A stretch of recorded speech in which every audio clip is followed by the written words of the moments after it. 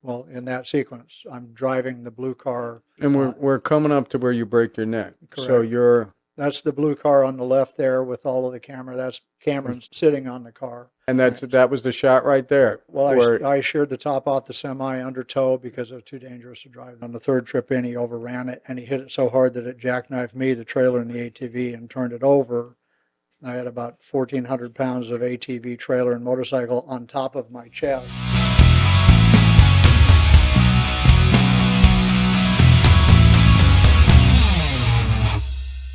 You talking to me?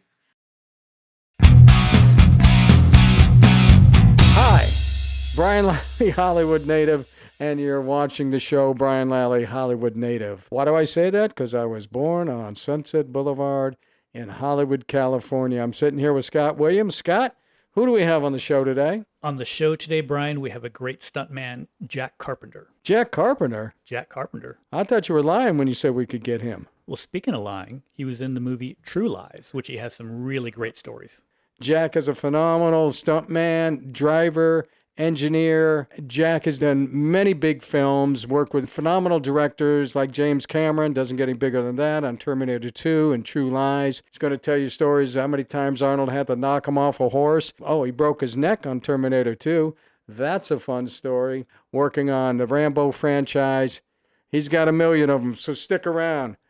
You're going to be entertained.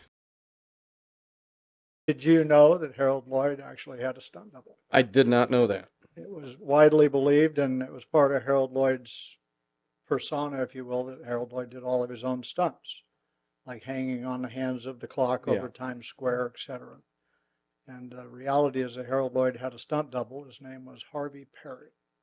And nobody ever knew Harvey Parry's name because Harvey Parry, as part of the stuntman ethic, would have never told somebody that he doubled Harold Lloyd. And he never did until after Harold Lloyd passed away. Oh, wow. Yeah. And then he just shit on his grave. No, then some people got together and did a documentary about him, and I actually saw it back when cable TV was really new. Remember Z Channel? Z Channel the first was place the you only could watch channel. movies. Yeah.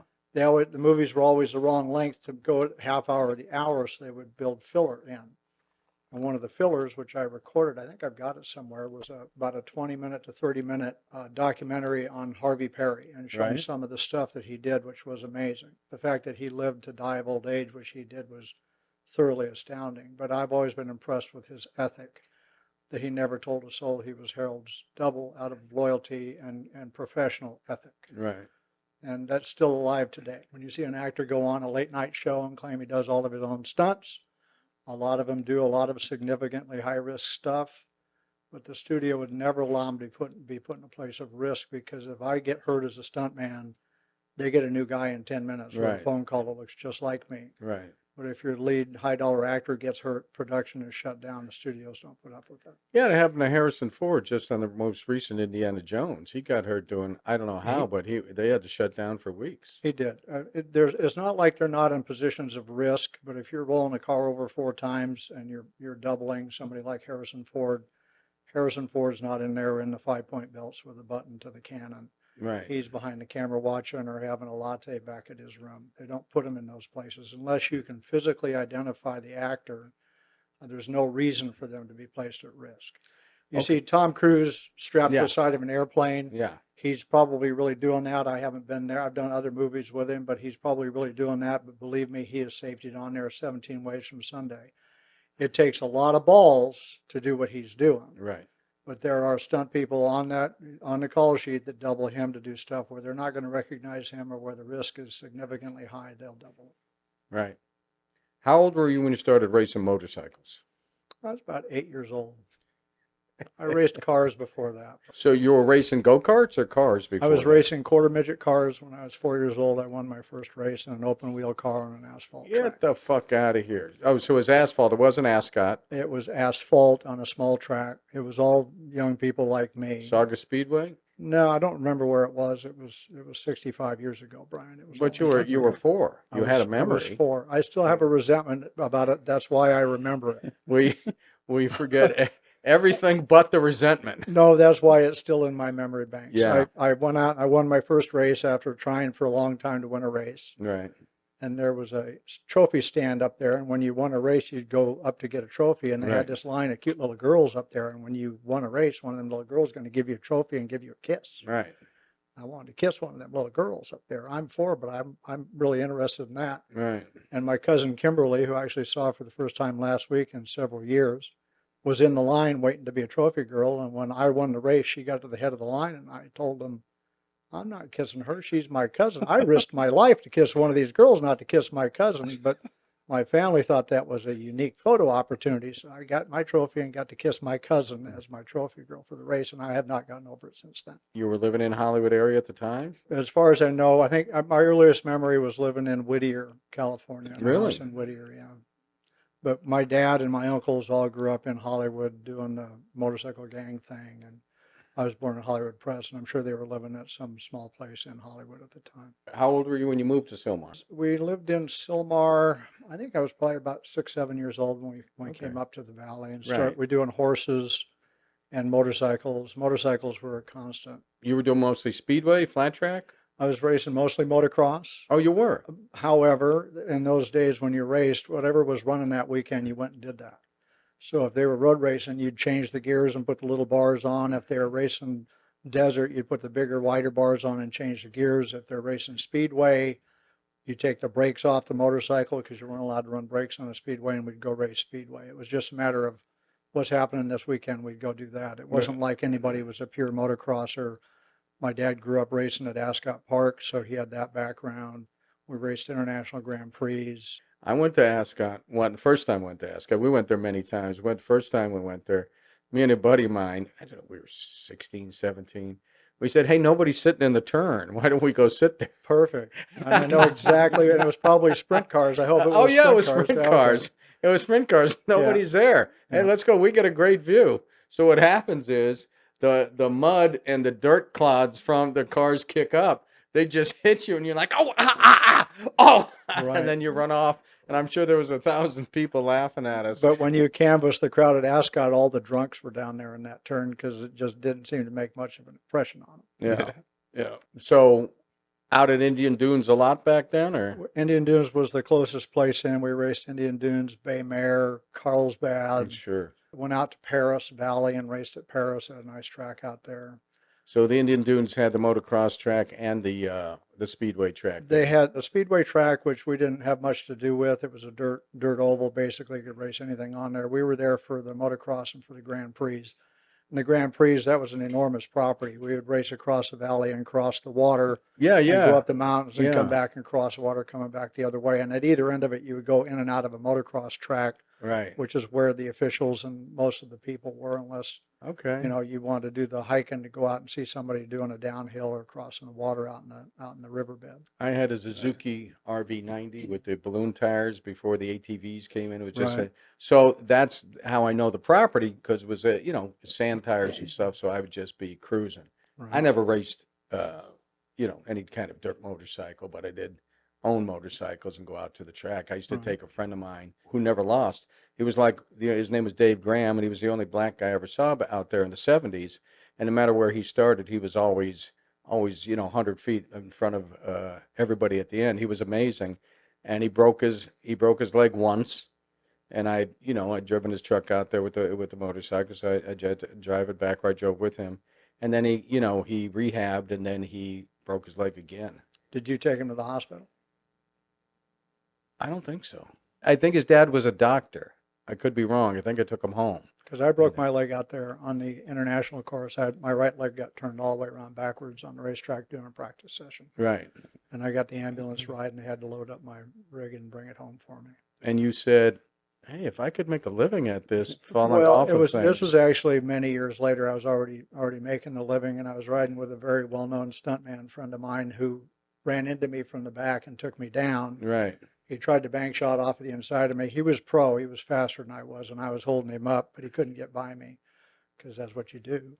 And he slid underneath me with a big fistful of throttle, and his tire caught my leg and spun it around. I felt it break. I went tib-fib, snapped them both.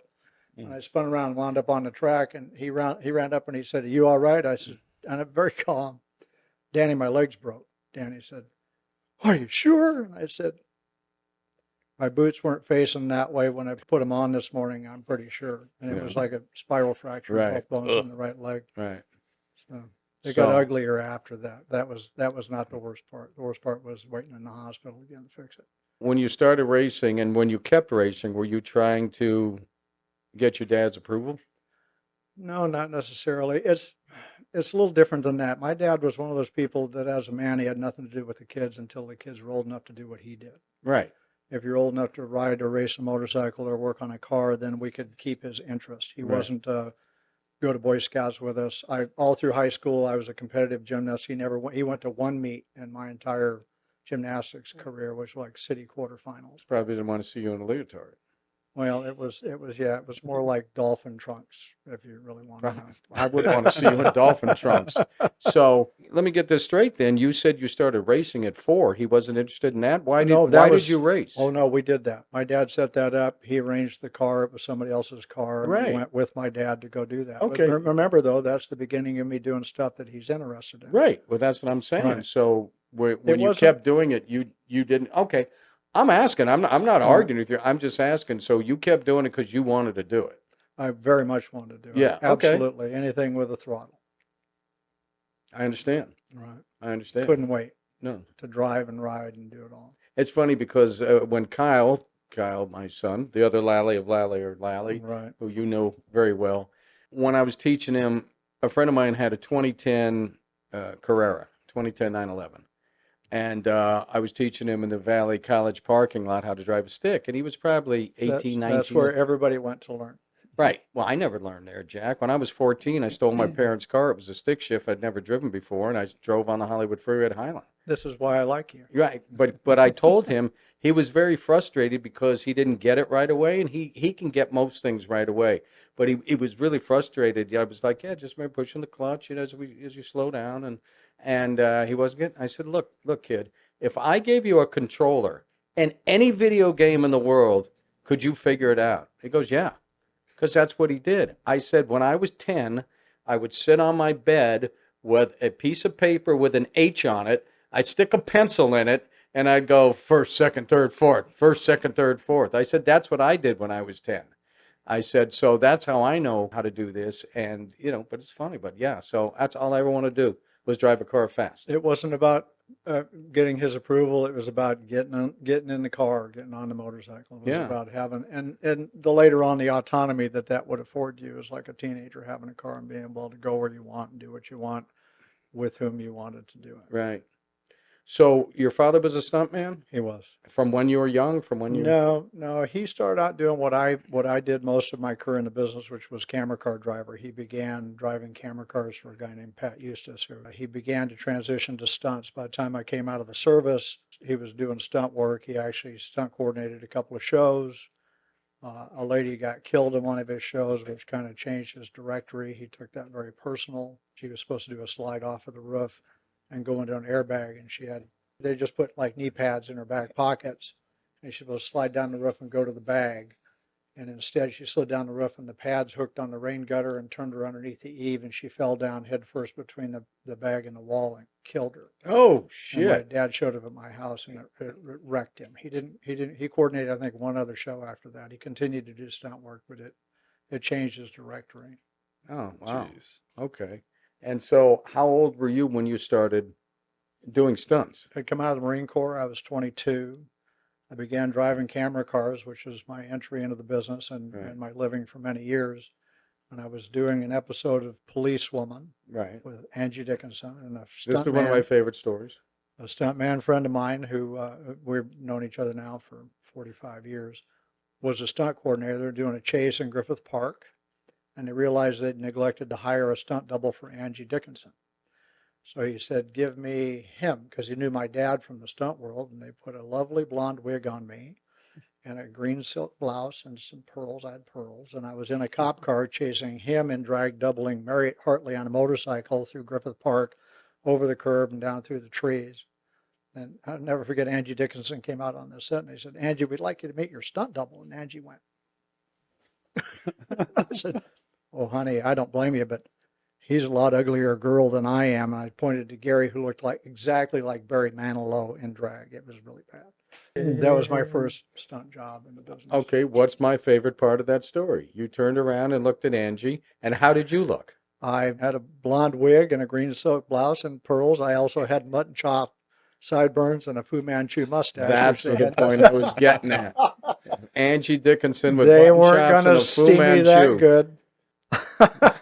It's true. It's true. I had full facial hair. They didn't find it necessary to shave it off. Yeah, that's how you got started. That was the very first one that I did. And then Yeah. the progression of it is that as the camera car guy, I'm towing the actors, sliding around corners, driving through the fire, doing the stuff. And when they would come up short or need somebody extra, it was a logical conclusion to get me because I was already thoroughly vetted with the skills to do whatever they needed to do with the vehicle. The lion's share of it was me getting in a car or in a truck or even in a semi and driving it for picture, doubling somebody. And you worked on chips? I did chips for the pilot in all 6 seasons. Oh, okay. So There was only 2 crew members that did the entire show. I didn't do any stunt work on chips, although I was rescue crew for the whole show. We rolled over a lot of cars on chips. I learned my trade by doing that. We never took the money to put a roll cage in anything. We would pick a car that had what they call a B pillar. You've got the A pillar, which is where the windshield is and the window goes against it. You got a C pillar where the back window is, and a car that has a full door has a B pillar, which is a vertical piece of steel on the back of the door as opposed to just a piece of glass that closes with the door. And we would pick cars that had a B pillar in it because it would be additional roof support. And then our stunt guys would roll them over, do whatever they did, and then I would go in and get them out of the belts and get them out of the car. Usually they're upside down when they stop. So when did you start building these insane vehicles for cameras? When I came out of the service, I was going to college. My intention was to come out of the Marine Corps. I was going to study mathematics, and then I switched to engineering, which was my desired goal, and I was going to Cal State Northridge full-time. And the guy who my dad was driving camera cars for owned the company, and I went over there one day, and he said, "What are you doing tomorrow?" And I said, "Nothing. Why?" And he said, "You want to work?" I said, "Of course." And he hit me in the chest with the keys, and he said, "Don't hurt anybody," and he turned to walk away. It's a very highly technical job. I'm towing the actors. I've got the crew all over it like a bad parade float. There's an awful lot of opportunity to hurt people. And I know nothing about it except I now have the keys. And I asked him an important question. I said, "Wait a minute, what do I do?" And he said this, and my whole career has been based on this idea. He said, "Well, you got a whole crew riding on the rig. There's one guy that you're concerned with his safety. That's the guy you watch. It's the camera operator." And I said, "Why?" He said, "Because everybody else on there can take care of themselves. But the camera operator, when he's in his office, which means his eye is in the eyepiece, he's living in a two-dimensional world where he has no idea if he's about to get killed or if he's 100 yards away. He's got no idea. Based on the depth of field and the lens selection, he'll never know till the point of impact. You make sure that guy goes home safe to his family every night." It was the only instruction I got when I went out there. And then I made a career based on that idea of walking up to my camera operator, and I was doing a big action movie with a lot of stuff going on. And I say, "Look, here's the deal. My number one job is you. I'm going to send you home safe to your family tonight. I'm not going to hurt you." And I developed a reputation among people who did that they took me on show after show after show. And it wasn't just when we were doing running shots.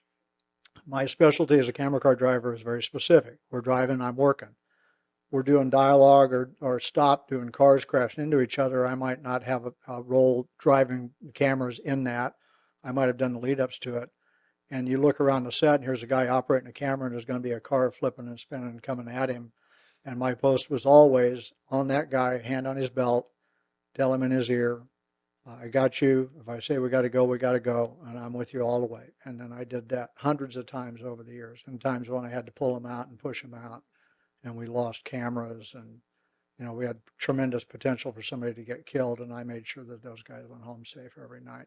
That's fucking cool, Jay. When I got that That's SOC fucking award in 2014, it was from the Society of Camera Operators. Right.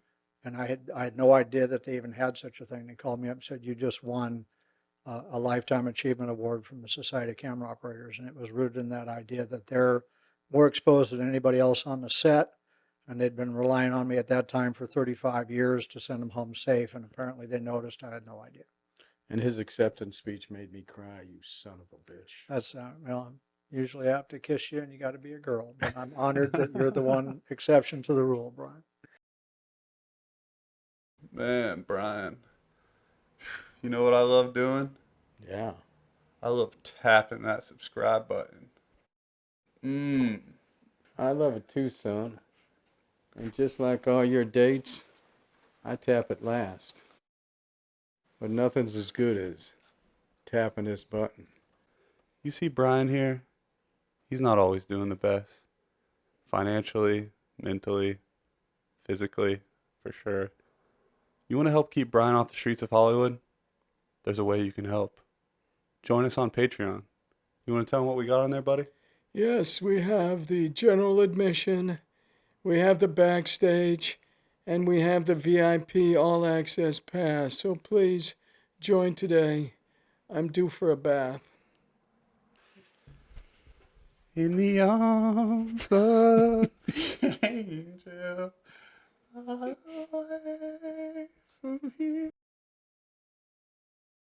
So you started building these rigs. I've seen some crazy rigs in here. I started driving You for have a Pat. 3,000 square foot machine shop on your property. Doesn't that- everybody? Don't you have one of those? that you working on it. build these rigs. That crazy go-kart thing you got when you're in Terminator 2 in the Right. wash, breaking your neck when you Right. broke your neck. Well. But I saw some sort of long, flat thing you had in there one time. I don't know if it was radio control, but you built something for Justin Lin for one of the movies that you ended up not using, but you were known to build. Well, remember that my background was engineering. Right. My whole family is artists and musicians. They all got musical notes and palettes of colors up here. I got gears and gear oil. I couldn't draw a stick figure to save my life. Right. I can do a tech drawing and figure out how I can design something on paper, but I don't have that ability. All of my workings of my brain has always been on that engineering side. Right. When I went to work for Pat, I became the guy who designed his equipment for him. We would build battery systems to power these giant carbon arc lights, which are, if you ever worked around one, they're kind of scary. It's a big flame inside of a giant tub, a controlled electronic flame, where there's two carbon probes that are burning on each other. Now, is that the same system they used to have outside of movie premieres when they stuck that long, like, That's carbon? exactly it. It was a 3/4 inch thick carbon rod. Right. They would put in, they call it trimming the arc, Right. and they would strike it, which would mean they'd drag it across the end to create a spark, Mm-hmm. and then they would adjust it. So if you look through the welding sight glass, it would be a smooth flame, and then this piece would be rotating and feeding itself in to create the light. And if you did a shot where they were working with arcs, somebody would say trimming the arc, it meant they'd run the carbon rod down. And they had to take the light apart with these big thick gloves and take these white hot glowing rods out and replace them. And I designed battery packs for Pat that would run them on batteries without a generator. Nobody had ever done it before. So I Right. began doing that for Pat. Then when Pat retired and sold the company, I built my first camera car, which I think there's pictures of it on Terminator because we use them as the old blue cars. And to tow, well, in that sequence, I'm driving the blue car. And we're coming up to where you break your neck. So Correct. you're That's the blue car on the left there with all of the camera. That's Cameron sitting on the car. right. Was that you? That was definitely me. Oh, You yeah. seem surprised to know that one time I actually had hair. That's on what it. surprised Yeah, me. yeah. And that was the shot right there. Well, where- I sheared the top off the semi under tow because it was too dangerous to drive the truck Right. underneath the overpass. and then you broke your neck when it ran into Breaking the you. neck thing was a separate deal. We'd been doing the running shots in the riverbed. It's where I met Cameron. We showed up out there on the set to do testing for a week before the picture to see how we could shoot down on that riverbed. The problem is that it was like ice every day. There was nothing you could do to create traction, to turn or to stop. You could barely get going on it. It was like ice. There was like a fungus or a moss growing in the Right. concrete. because it was always wet. We At some tried- part. We dammed it off upriver and pumped it around us. We brought in sand blasters and tried to sandblast the surface. We brought in NASCAR jet dryers and tried to blow the surface clean, and we could never create traction. So Right. I went out for this test day with that blue pickup truck, and they introduced me to James Cameron, who took my hand, and he said, I'm James Cameron. He hasn't let go of my hand yet. He Yeah. said, we're going to be shooting in this riverbed. There's no traction down there. We're bound to hit the walls. How do you feel about putting a wheel sideways at all four corners of your rig so if we hit the wall, we can keep going? That was the first statement he made to me. He still got a hold of my hand. And I said, well, James, There is no camera operator in the world that can control his body mass enough to stay behind the camera if we impact the wall with wheels or not, which is going to ruin your shot anyway. Why don't we just not hit the walls? And he hired me, and he sent home about 15 other variations of equipment, high-speed cars and other camera vehicles, sent them home, and I did the movie. We had one guy out of Canada with a motorcycle sidecar that could do some things we couldn't do any other way with an operator on board. Everything else went home.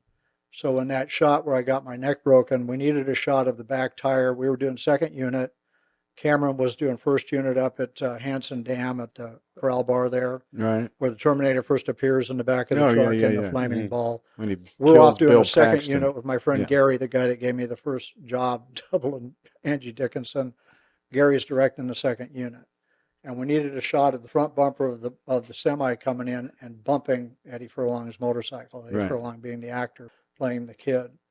And there was no way to do it safe. As soon as he touched, he goes down. The truck can't stop. He goes underneath. We kill the stuntman. Right. No way to do it. So we devised a way where I put an ATV with a trailer in between and a tow rig behind to tow the motorcycle so that the stuntman driving the semi, which now has no top, he can't see the motorcycle when it's up against the front. He can see me up at the front of the ATV, riding the ATV with a helmet on. That blue camera car is running along next to me, shooting sideways down at the tire. And the stuntman, his name was, he saved my life, Tommy Huff. Tommy Huff was driving it. He had another spotter because we weren't looking at the cab, leaning over, trying to look down. I'd hold a constant speed with the camera car looking at it, and he would come in. He's supposed to give it a bump and then back out. And he'd come in, slam the brakes, and it'd be just short. And he'd come in and he'd slam the brakes, and it'd be just short. And on the third trip in, he overran it, and he hit it so hard that it jackknifed me, the trailer, and the ATV, and turned it over. I had about 1,400 pounds of ATV trailer and motorcycle on top of my chest. And I was sliding backwards down first I headbutted the fender on the camera car, which kept me from going under it. And I'm sliding down the riverbed backwards, and I can't see the semi. It's down there, and I know it's coming, and it's over. And I can't explain to you why, but I was really calm. I just thought, I was always wondering how it was going to end. I guess this is how it's going to end. Because I know Tommy can't stop the semi. We've tried repeatedly to make him stop. Gary is standing on the back of the truck looking down at me, and he's screaming, "Look out." Afterwards, he came up to me and he said, "I don't know what the fuck I thought you were going to do." I'm wearing this ATV. Did you have a helmet on? I had a helmet Okay. on. Would have killed me without the helmet. Right, right. I mean, I headbutted the truck and slammed the ground. Tommy turned that rig into the wall, and for some reason, the steering axle in the semi hooked and turned that. It's a cab over, so it's a bullnose front. And he hit the wall and crushed it from the center line of the windshield. It's got a bar that goes down to the back of the right side door, crushed it flat and destroyed the semi and saved my life. And Was Jeff Dashner involved in that? Jeff was involved in some of the stuff we did, but he wasn't driving that. I'd done a Okay. lot of semi stuff with Jeff, but this wasn't him. I believe it was Tommy Huff. I went to driving. high school with Jeff Dashner. I'm just trying to. So it's just throw him a bone. Yeah, I How get fast were y'all going there? Probably 55 plus going down the riverbed, and it was like this. I've got a wall here, a truck here. He's got a wall there. There's no place to go. They unpiled the gear off of me, and I'm paralyzed on my right side. I've got no arm and no shoulder. And I know I'm hurt pretty bad. I'm not sure how bad.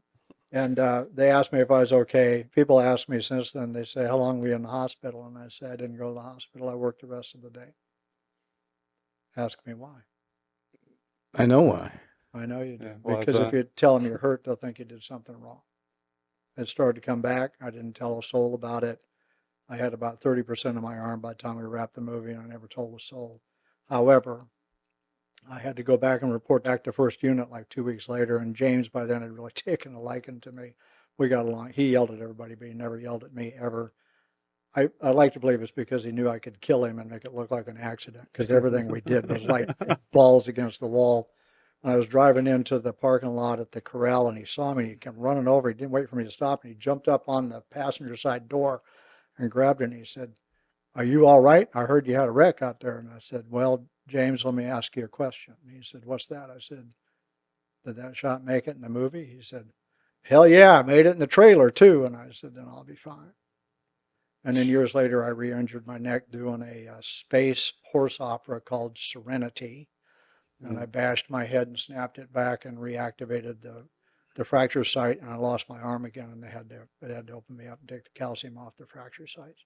I remember I went to the doctor and he did the MRI and I said, so what's going on? And he said, well, right here where you broke your neck, the calcium deposits have started to grow back onto the nerve bundle. And I said, where I what? I'd never had a doctor look at it. He said, you broke C4 and C5. And the calcium deposits, when I re-aggravated it, began to grow and they impinged on the nerve and I lost my right side again. I've got about 90% of it back now, but it's not, I'm not conscious of it. Jeez. Yeah. Cool. Little So crazy. there's things I happen to know about you, Jack And, Carpenter. Yes, you Not do. just because I love you, because I respect There's you not too. that many people that know as much about me as you do. Man, I remember things, In and our it's world. interesting. You do. It's a little dangerous to tell you anything knowing that. Yeah. Were there other sequences in Terminator 2 that Well, that you worked all on? of the running stuff on it was all mine. Everything that was moving a camera. When we went to shear the top off of the semi, James knew that we'd kill a stuntman trying to do it. We've got a real overpass he's going to hit. We've scored the top, and it might go back or it might go down. They can't drive it in there. It'll kill somebody. So he asked me if I could pull it in there under tow with that rig, and it outweighed me about 3 times my weight on a surface with no traction whatsoever. And I said, yes, but nobody on.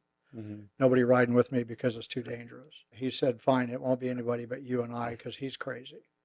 And he got in the cab. We ran all the camera controls into the cab with us so he could roll the camera, and he had a monitor in there. And I had a 2-mile run to get to it around this windy road, and we're like right on the edge of tagging the walls in every corner, and it's not anything for a picture. We're just trying to get to the mark going fast enough. And I asked him, as soon as you hit, you're cutting away, right? Because he's editing the picture. I says, the minute it hits, you got other stuff to go to. And he said, yes. Because I don't know what it's going to do when I hit. It might pick up my back end. I don't know. I have no idea what's going to happen to us in the truck.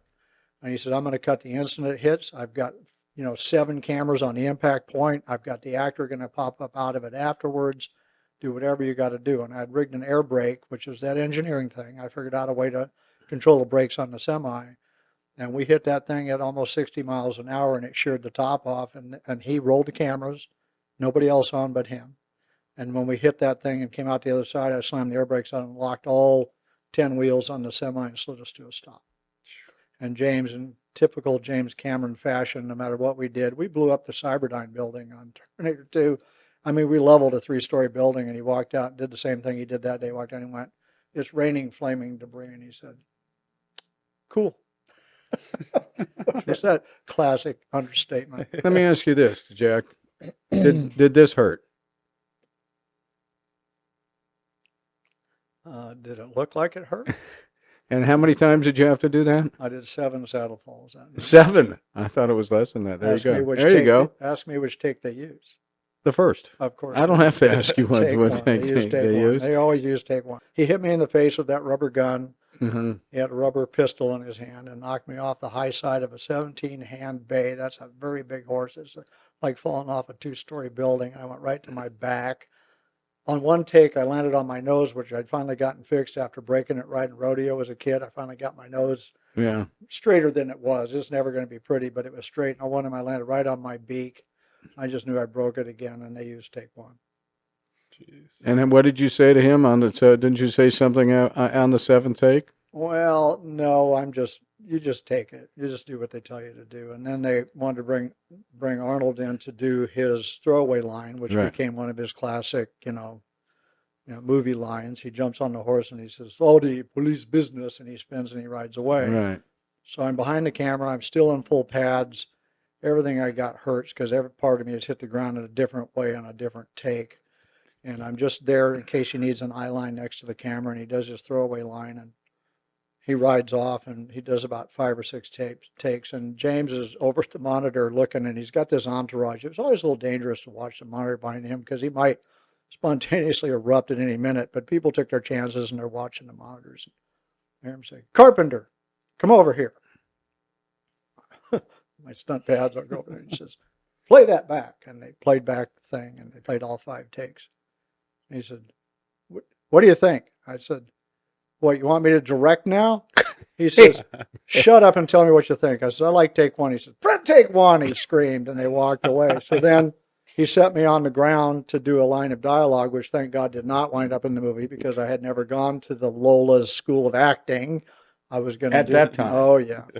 Stuntman is a guy who says, all right, mother stickers, this is a fuck up, and then they shoot you and blow you up and set you on fire. It's not a minimal about a dialogue to get you to where they kill you. But you did say you had the confidence for dialogue after you had studied with. I wish I'd had that in my pocket when I was there, Brian. So I'm on the ground, and he says, okay, they put all the cameras on me. And I said, well, what do you want me to do? He says, well, make something up. I said, what do you mean, make something up? He said, make something up. I said, you're the writer. You wrote this thing. Write something. He goes, just make something up. Roll cameras. And I did my best Barney Fife with trying to get the pistol out and having it flip out of my hand, and it was pitiful. It made the cutting room floor. Thank God for everybody. It didn't wind up in the movie, but at least I gave it a shot. So you worked with him on True Lies one other time, or did you work with him Well, anymore? True Lies, I was on the full length of the movie. We Right. shot in D.C. We went down to Florida and into the Keys. There's stuff like, you talk about the engineering stuff. We had a shot with the Harrier Jump Jet where it spins around and it caves in the roof of a police car. I love a Harrier Jump And Jet. we've got these dummy jets that we're using for stuff. You go into our base camp and there's like 7 Harrier Jump Jets and 3 helicopters and then 40 trucks. It was like a big company. And we needed a scene with the plane spinning around with Arnold flying it, and it crushes a cop car before he gets a hold of it and flies off to go shoot the missile. And they weren't sure how to destroy the car or have the car stay in one Let me spot. ask you, who's on this rig up here?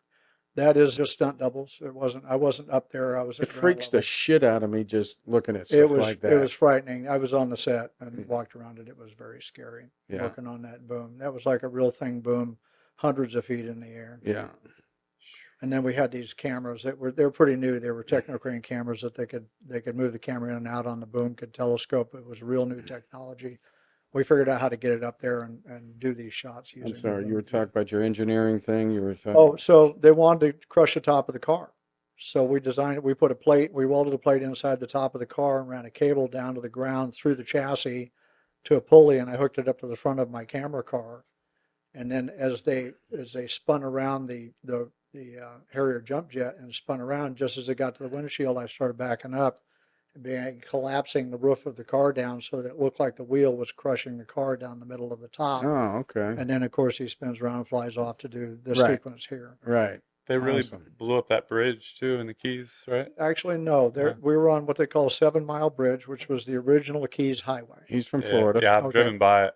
All right, 7 Mile Bridge was replaced by another highway. And at that point, there was it's not a drawbridge, but they had a rotating T-section of a bridge or something that was in that gap. The main highway was over there, and the bridge is now a 7-mile fishing pier. You walk out there and you fish off the pier. And we took 2 40-foot barges. It was an 80-foot span. And they built all of the wreckage and debris of a bridge that was blown up. And they floated them into that span and then scuttled them, set them on the bottom so that all that wreckage was in the gap to look like we'd just shot it with the Harrier Jump Jet and blown the bridge out. Gotcha. Which the actual explosion was digitally done. Mm-hmm. It was a digital effect, but then the bridge itself was practical. We had the bridge to work I on. feel like my Do we- uncles or someone back in the day were like, yeah, they really Well, they really blew that the rumor thing up. has it that the guy that ran the drawbridge on his last day before retirement, a barge or something hit the abutment and caught fire and he burned to death in the tower. I don't know if that was true or not, but it was what we were all talking about. He died on his last day after 40 years of pushing the button to work the drawbridge on 7 Mile Bridge. Wow. Crazy. I don't know if we have anything else to talk about. Well, I'll talk about it for you. Then when Arnold's got the jump jet in the air, he goes and he shoots the box trucks because one of them has got the nuke in it. Right. And I'm doubling one of the terrorists in a box truck riding passenger. If you're going to do Stuntman, the idea is I'm going to drive a car, I'm going to spin around, I'm going to flip it over. It's good. What stunt work really looks like is riding passenger with a guy whose driving abilities you're not entirely convinced of. And you're driving through fire and explosions. And I'm in this, they were like van front end with the box on the back, and I'm riding with this enormous stunt double guy, and he is screaming lines from Shakespeare, and he's too big to hurt. I can't stop him. If I shot him, it'd just make him mad, and he's going to drive us in there and kill us all. And we're going to hit a bomb on my side of the truck that is an enormous fireball, and it's going to hit my corner. And before we got there, they poured gasoline contact cement over the front of the cube van and lit it on fire so we would be on fire on our way in to do this deal. nobody thought about the fact that when that stuff's burning, the smoke is coming into the cabin. It's all very poisonous, by the way. It's all burning plastic, and we can't see. It was one of these. It was one of the box trucks behind it. So as we're going into the mark, the windshield fills full of smoke, and we can't see. And there's like 150 feet of the water on both sides, and we got a bomb coming up. So I opened the door on my side to suck the smoke out. The helicopter's tracking us. And just as they're going to cut into it as we hit the bomb, and just as we get to the bomb, I've got to time it to slam the door so that the fire doesn't come inside and blow us all off the bridge into the water. Jeez. And then the sequence with the limo is a separate story. That's my shot. I was actually behind him when he slid to a stop with a camera on the nose of my rig. Oh, okay. So you ran the camera on that. Right. You've been watching Brian Lally, Hollywood Native. Now I want to talk to you about something I'm really passionate about, and that's teaching acting. So I co-founded LOLAS Acting School with my son, Kyle Lally, Lally Acting School. I've been acting for a long time now. I have 100 plus credits on IMDb, hundreds of plays I've been involved with over the years, and I just want to share that experience with you. What we do differently here at LOLAS is we give you practical advice that you can use on a movie set, on a play, an audition, anywhere. We give you the foundation to build yourself as a great actor. If you come to us, you don't know anything, we can teach you everything you need to know to be comfortable on a set and to excel. Don't just listen to me. Look at what our students are doing. Daryl Wesley, who is writing on 2 hit shows, The Game and The Upshaws, and Ben Barrett, who's a series regular on The Politician, Megan Davis, who is playing Amber Heard in the Johnny Depp Amber Heard story. Come check us out. We're at the Historic Art Theater in the NoHo Arts District. You ever want to try plant-based eating? I have. What, you're a little confused, overwhelmed? You don't know how to get started? Definitely. Well, there's a simple answer to that. Go to Debbie Chew's Chew On Vegan YouTube channel. Debbie Chew is a plant-based RN. I've known Debbie for over 38 years, and she's very good at what she does. You go to the channel, and there's over 300 recipes. They're simple, easy to make, and they're delicious. If you want to try it, you just might get healthy. Give it a shot. Chew On Vegan. Now, in this sequence, there's the Armenian limo driver. Right. And he gets shot. And the gag is that his big fat foot winds up on the throttle and Right. he's laying against the steering wheel. Right. And they're careening towards the bridge. Now, that footage is mine. I'm in my truck with the camera on the front. Right. And the stuntman's driving the rig and he's slamming both guardrails and they've got spark hits. When he hits the rails, the spark hits explode like that. So it looks like sparks with the sheet metal hitting. Mm-hmm. And he's going back and forth, back and forth. So you're driving camera, you're not driving the limo at all? I'm not driving the limo yet. There's a specific shot where I'm driving the limo. Right. So typically, how many times is this limo having to be? We ran it off the end one time, but we did a lot of repeated runs down there. It's a long bridge, Mhm. just doing it, weaving back and forth. And I'm right up underneath behind it with a camera, photographing it, hitting both side rails. And I've got I think it was a locked off camera on the front without an operator. And we're chasing him into the mark. And I'm just steering the camera with the steering wheel to Mhm. keep it on the limo. And you said Jamie Lee was a real trooper. Yeah, well, we did all of this stuff, and there's 2 shots related to the helicopter because she's got no place to go. That was the bomb that I drove through when I had the door open. Right. Oh, okay. She's got no place to go, and Arnold's going to sweep in and pull her out of the top before the crash. Right. So one shot, which is facing up at Arnold, he's actually in a safety harness on the helicopter, and we see him reaching down to grab a hold of Jamie Lee's hand with his Mhm. hand extended, Mm-hmm. which is coming up here. And the cameras are in the limo. And I don't remember if I might have been driving that, maybe not. But with a camera and an operator on it, you can't be hitting the rails or jumping the curbs because the guy Right. can't control the camera. Right. So in this shot, I'm towing for that. That's actually being towed behind my rig, and then a reverse shot from the chopper. And that shot is looking up at Arnold actually on the helicopter. So we see Arnold. But when you do the shot from Arnold looking down over Arnold's shoulder, I'm towing her for that. Right. Then they called me up and they said, we need you to double the Armenian in the limo and drive Jamie Lee down there with the cameras looking down at Jamie Lee for her close-up, looking down into the well. Right. So I go out there and I think they put the black suit on me, even though it take 3 of me to make up the guy that was Right. driving. Right. And I went to Jamie Lee. They had done the shot looking up with it weaving back and forth with her in it, and they had just weaved back and forth without touching the curbs. And that shot right there, freeze that for a second. And that shot right there, I went to Jamie Lee beforehand, and I said, Jamie Lee, here's what's going to happen. I'm driving the car. Helicopter's right on our roof. I'm not going to baby this. They're looking at the car. They can see what we're doing. I'm going to jump the curb. I'm going to hit the rails. I can hear you and everything you're doing. If you got any problem with it, you say something, and we'll cut. I'll stomp the brakes. We'll let the helicopter go. If you feel insecure at any time, you let me know. They rolled the cameras, and I started down the bridge with her, and they said action, and I jumped the curb and started slamming the rails. Jumped the curb, slammed the rails. We went all the way down the bridge, slamming both sides. She's in a well that has actually got no seams on it. So when we do the stunt, we can pull the stunt woman out, and there's not anything she can get hung up on. Right. And every time I hit one of those rails, she's like the pea in a policeman's whistle. She'd go slamming against the side. She'd kind of get control and reach up towards the camera, and I'd slam the other side. And when you see her physical reaction, it's just inertia. We're really hitting the rails. And she's not saying anything, and I'm wondering if she's just too afraid to say anything. We get to the end of the run, and there's like 25 stuntmen down there who are going to come in and rescue. They don't care about me driving the car. They're going to go make sure Jamie Lee's okay. And we got to the end of it, and I stopped the car, and I got out, and they descended on her like a swarm of hornets, and they got her unclipped, and they got her out of the harness, and she climbed up and slid down the back window and slid down the deck, the rear deck of the car, and she comes running around the side, and I thought, oh, here it comes. And she jumps on me with her arms around my neck and wraps her legs around my waist and hugs me real tight. She said, oh my God, that's the most fun I ever had with my clothes on. That's what I mean by her being a trooper. She was like in it all the way. She was delightful to work with. And That's awesome. Yeah. That's awesome. And then when it goes off the end as a separate sequence, we really drove the car off. Nobody had ever done a remote drive car before. We brought in this guy who invented a rocket fuel that made him rich. He designed a cockpit that sat on the roof of my rig with a steering wheel and a throttle, and it was radio controlled, and they had servos in the car to control the throttle and the steering.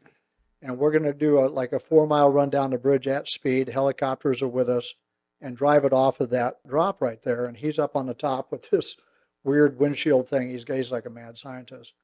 And when that happened right there, the helicopter flies in, but the stunt woman is already dressed and in a harness, and she's already on the helicopter.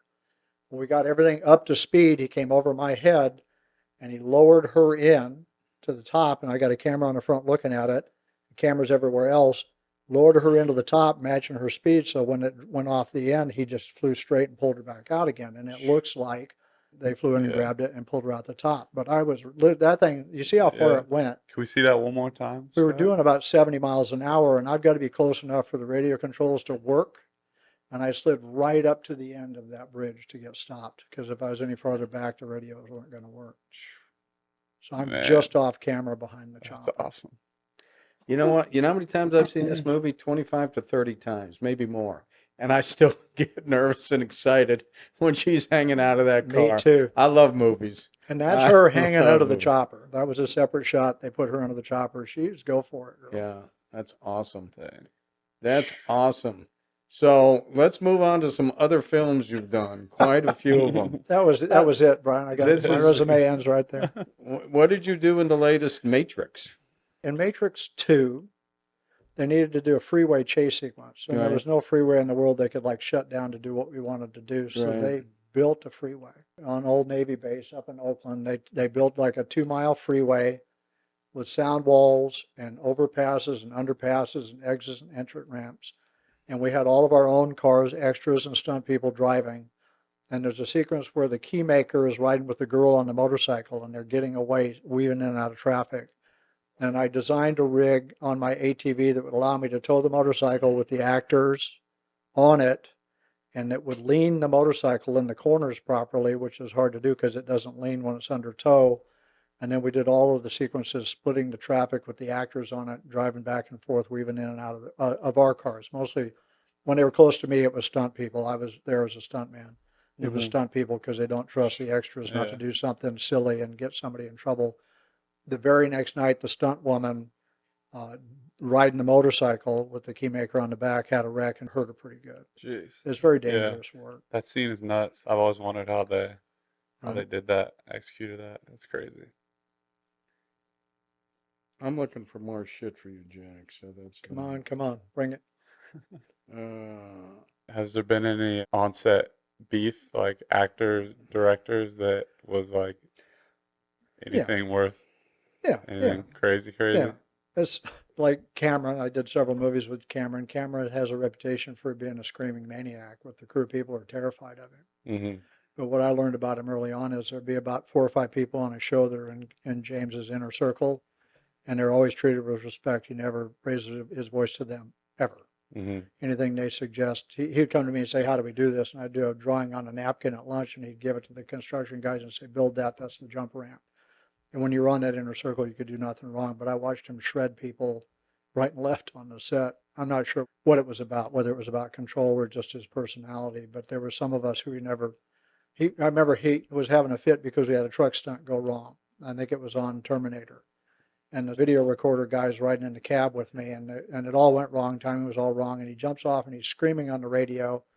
And he comes over and he grabs the edge of my rig, and he's got this look on his face like he'd eat small children raw, looking at the video guy. And then he looks across at me, and he He heard undergoes, you talking about he it. undergoes this psychic change, and he goes, so what do you think, Jack? Can we do that better? And I said, I think we can do it better next time. He goes, one more, he screams, and the video guy jumps, and we go off and do it again.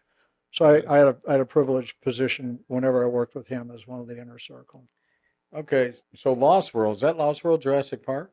Yes. I was in that. So Were we you? worked in a film together? We've done movies together? Yeah. Wow. I didn't know we shared a credit, Brian. Yeah, well, we did. So there's so many things we want to talk about, Jack. I mean, Rambo 3, that was a fuck story. There was a lot of stuff going on. One of my favorites is I was driving a tank. We got 300. I was driving a tank. We had 300 Marines dressed as Soviet soldiers, and we Right. got 600 reenactors who were working on the movie living in tents. I don't know how they arranged that, but they'll dress them all up as Cossacks. And there's a big sequence where we're down in Yuma, Arizona, where they're charging each other across a riverbed, and we got a line of tanks going, and the Cossacks and the horses are coming the other way. And I see this stuntman. There's stuntmen mixed in with the reenactors that are going to be in a position of danger or an elevated skill or whatever. And the stuntman's coming in, and the horse is headed straight for the tank next to me. And he runs into the front of that tank as hard as that horse will run, straight in front of it, spits him over the tank to the ground, knocks the horse down. Why it didn't kill the horse, I don't know. We immediately cut. I climbed out of my tank, and we ran over there, and we picked him up and asked him if he was all right. And I said, what the hell were you doing? It looked like he rode the horse into the tank on purpose. He said, when you're a stuntman and you're riding a horse, they just give you what's in there. You don't get to pick one or one that you know. You're going to get a horse that might or might not have a personality you can work with. Some of them are pretty rank. Mm-hmm. He's that son of a bitch was bound and determined to run into that tank. So I let him. For the rest of, we were there like 3 more weeks. That horse never got within 100 yards of a tank after that. But as Mark Twain said, a man who carries a cat by the tail will learn a lesson he can learn perhaps no other way. That tank was that horse's cat, man. But the other thing that happened is the tanks that we're driving have got tank muzzles on. They got cannons on them, and we want them to shoot in the battle. But the way you're doing that is you got an explosive charge that blows flaming cork out the front, so you get smoke and a belch of flame and some debris coming out. And they can't like fire round after round. They can put 1, maybe 2 charges in the tank and set them off sequential. So we're going across the valley in the tanks, and then on a cue, we realize the Cossacks are attacking from the rear. And we all do these turns to go back and meet the Cossack warriors. And they instructed these guys, don't pull the trigger on the tank. Don't fire the tank when it's pointed at anybody, because there's serious stuff comes out of the end of that. It's cork, but it's on fire coming at velocity. And I've got a camera crew on my roof in camouflage clothes with a camera in placement that's disguised to look like a machine gun nest. The operator is a guy named Leo Napolitano, this little camera operator.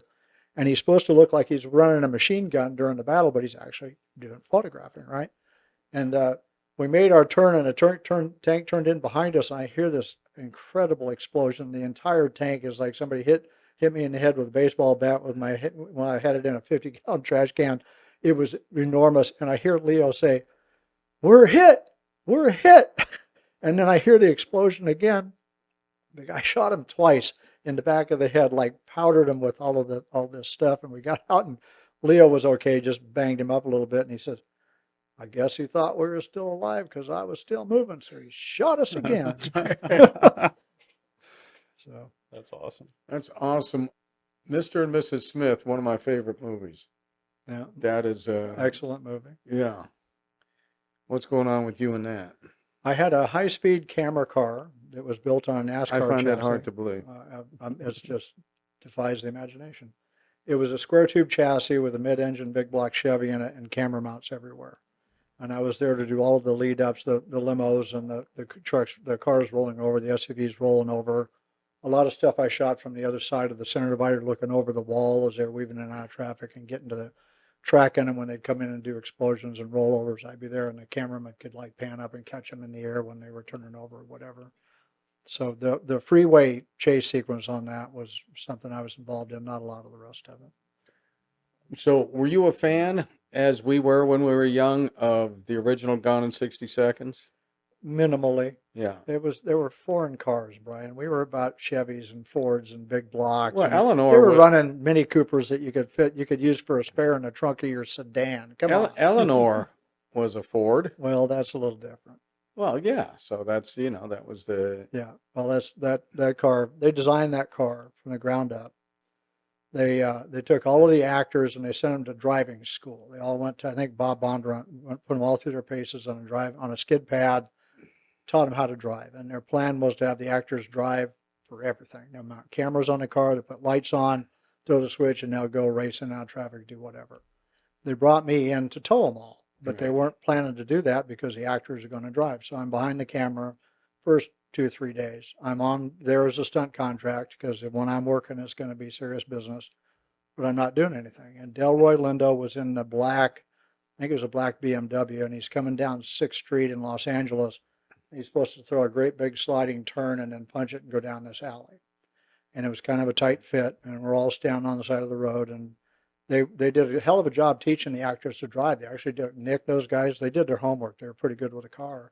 Scott Conn, but he was pretty good. Yeah. And then he came in and he was just a tenth of a second late getting back to the throttle. And when he gassed it, he hit the curb just past the alley entrance, and the curb was about 12 or 14 inches high, and it stopped him at speed. It was a sudden, jarring, stopping impact. They cut the cameras. He rang his bell, didn't hurt him bad, but when we backed the car off at the curb, there were pieces of the aluminum engine block the size of my head laying on the ground. Oh, shit. It shattered the motor. Right. And from that point to the end of the movie, almost exclusively everything they did was under tow with me. I towed them frontwards, backwards, sideways, sliding the corners. I towed Nick Cage backwards going down the street where he nods at the kid in the car that's driving next to him when he's reloading his gun.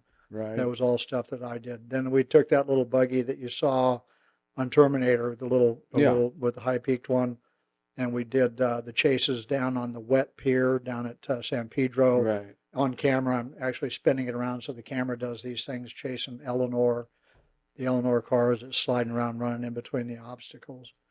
Years later, I get a call from a guy who's clearly drunk at about 2:30, 3 o'clock in the morning. He's at a pub in Australia. And I have no idea how he got my phone number. He called up to ask me how he could get an Elenare car. And I don't, to this day, I still don't know how he knew I had nothing to do with the building of the car. And I said, sorry, pal, that's not something you can buy. It's not a kit that anybody made. Our art department designed that car and built it from the ground up. Subsequent to that, they started producing the Elenare package. If you had a car, you could put it on. Really? But at that time, there wasn't. Oh, This guy called me from Sydney, Australia to find out where to get one of the Elenores. As far as Nick Cage didn't Delightful, take it. not very professional, delightful to work with. Some people are high maintenance. There's some actors, going in, or you're instructed going in, you don't talk to them, you don't make eye contact.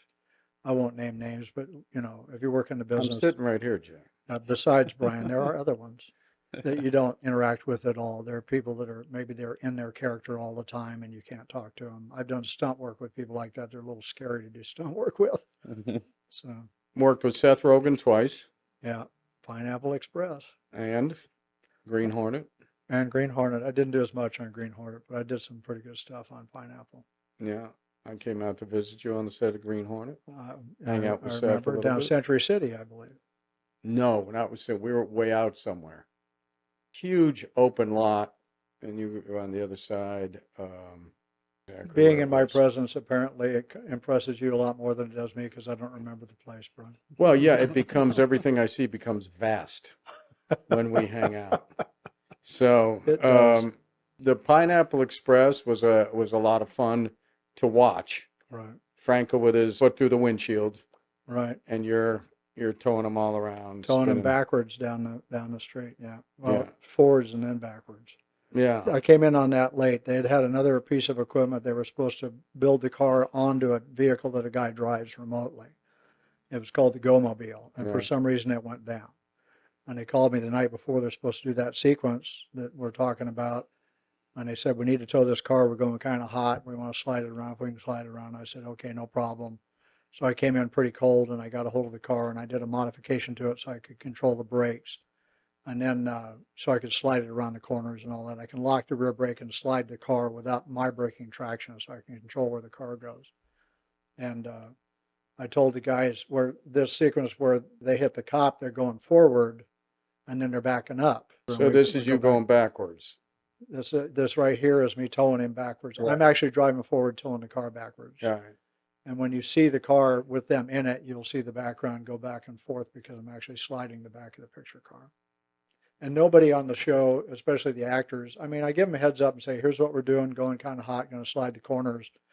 Actors, typically they go, okay, yeah, and they get their makeup stuff all being done. They're not paying attention. But after take one, I had their undivided attention. I did a Tom Berenger movie. The movie was Shattered, which is actually an excellent whodunit movie. Right. And I've got Tom Berenger, and we're doing the whole movie. I'm towing it at night. I'm towing on wet roads, sliding around with cliff drop-offs on the side, and we're doing all this stuff every day. Berenger's a trooper. He's in there. He's not asking any questions. He's not worried about me hurting him. And Bob Hoskins comes out, and he's supposed to now ride passenger with Berenger in this car. Right. And we're doing this logging road going at speed. And Berenger and I have already done this several times before the Hoskins character gets in the car, and we're sliding the corners, and there's drop-offs and trees and stuff. And This isn't where you're driving from the passenger seat. no, well, I did that on that movie too. Okay. But in this sequence, I'm towing Tom in the car. Oh, okay. So Hoskins comes out, and I go, Mr. Hoskins, you're in the car for the first time. I'm just going to let you know that we're going kind of hard. I'm going to slide the corners. I'm not going to hurt you, but you need to know this is pretty Western, what we're doing. That's a way to describe something that's going to be pretty exciting. And he was doing the deal, man. They're doing his time. He's going, yeah. Okay, good. So they rolled cameras. I get it up to speed. They said action, and I throw it into the first turn, and there's a drop-off on the right side of the road, and Hoskins, on camera, looks to the side, and he says, holy fucking Christ! And then he goes back to doing his dialogue with Berenger, but he keeps looking out the side to see what's coming. And we did this long take, and we got all done. And I can't see the camera. I don't know what's going on. And I get done, and the director comes around. And he told me what happened. I said, I'm really sorry. I tried to explain to him what we're doing. He goes, no. He was supposed to look scared, and we liked it because he really did. But from then on, if I said good morning to Bob Hoskins, he would say, what did he say? Was he talking to me? What are we doing? He was like, he hung on every word after that. But I had a little, one car slide got his undivided attention. And Berenger's like never breaking character. He's in the deal doing, and Hoskins is peeing his pants over there. Rest his soul. A very sweet man to work with. Yeah, unfortunately, Yeah. brain disease. Good actor, Roger Rabbit. Correct. Yeah. It was really an excellent movie. Yeah. I had earphones on for the whole movie, and Greta Scacchi, and I'm hearing all the dialogue, and there's like a hook in the mystery. And I heard all the dialogue, and I didn't get it in the theater watching the movie until just before they sprang it on the audience. I finally caught on to what was going on. We shot that car through it was a special effect, no stunt people. They mounted it on a trailer with a cannon. I think it was a nitrogen cannon in the front of it. And when they pressurize it, it shoots the car off of this. They back the trailer into the guardrail, and they shoot it off. The first time they did it, they didn't weld it in good enough, and they rolled it in and yelled action, pulled the trigger, and the projectile came out of the front of the car like it was launching a torpedo, and the car stayed on the trailer. We had to go back and rethink the welding on it. Did you get the footage of the crash on Terminator? Was there any outside footage of the crash happening? Which crash? We did a lot of them. Oh, when you got injured? It was just the shot of that back tire. The Okay, only evidence of my accomplishment is that the tire got hit by the front bumper of the semi. There wasn't a BTS, at back 30 years ago. So Didn't happen. yeah, no, it's great. I mean, we got it, but nowadays they just film everything, which is good. in a way. I like it to be a secret. I don't want I movie like the magic. movie magic. Yeah, Yeah, I don't you want know it what's- revealed. It's a shame that that ethic that Harvey Parry had, that he never ever told anybody he doubled Harold Lloyd, contributed to the myth of the actor Yeah. and the impression of the audience. And unfortunately, the digital imaging industry has never had any qualms about breaking their anonymity. Look what we did. We filled the stands with 100,000 people. Right. You watch a movie now, an action movie, it's a high-value cartoon. Yeah. When you see them, they're on fire. I can tell, but the audience can't tell when the fire is computer generated and it's not actually burning. Right. I've done fire. I've done fire where they, on True Lies, where they doused me with gasoline and contact cement, and put a bomb on my back. I've done real fire. But to do that in those days and to have it seen, you went, that guy's on fire. It has an impact on the audience Yeah. that's been lost because of the lack of anonymity practiced by the digital imaging people. They've got to blow their horn because they got investors. They want it. There's all these competing companies, Industrial Light and Magic and all of those. Yeah. So it's a shame that they've ruined the imagination. Yeah. When you went to go see Vanishing Point, like I did 50 Oh, times in the geez, back row of the yeah. drive-in movie Come on. with Kowalski, Yeah. and when you saw a car jump or a motorcycle fly off the bridge in the water, there was a guy in there. That has an impact on you as an audience, but we've lost that. The It's a guy shame. running into a bulldozer. Yeah. That one, they cabled that one in. That would have probably killed the stuntman, but you get the basic idea. Yeah. Right. And practical. You knew practical's when always Hooper, when better. they jumped that rocket car over the ravine on Yeah. Hooper, Mhm. there was a real Jado bottle on the car and a Right. real guy driving it who Right. took his life in his hands to get that footage because there wasn't another way to get it. If you Right. see that in a movie today, you go, fast forward. Yeah. What do you got next? Right. And it's like, I'm retiring from the business now. I think we've killed the imagination related to our industry for what I do. That we've really destroyed the audience's belief in what they were seeing on the screen, and it's a shame. Yeah. It is a shame. Nice. Jack Carpenter. You're a legend. Thank you. Only in my own mind. Well, I love you. I really appreciate you doing this, and I'm it's an excited honor. to do this with you. I've never even seen a podcast, and now I are one.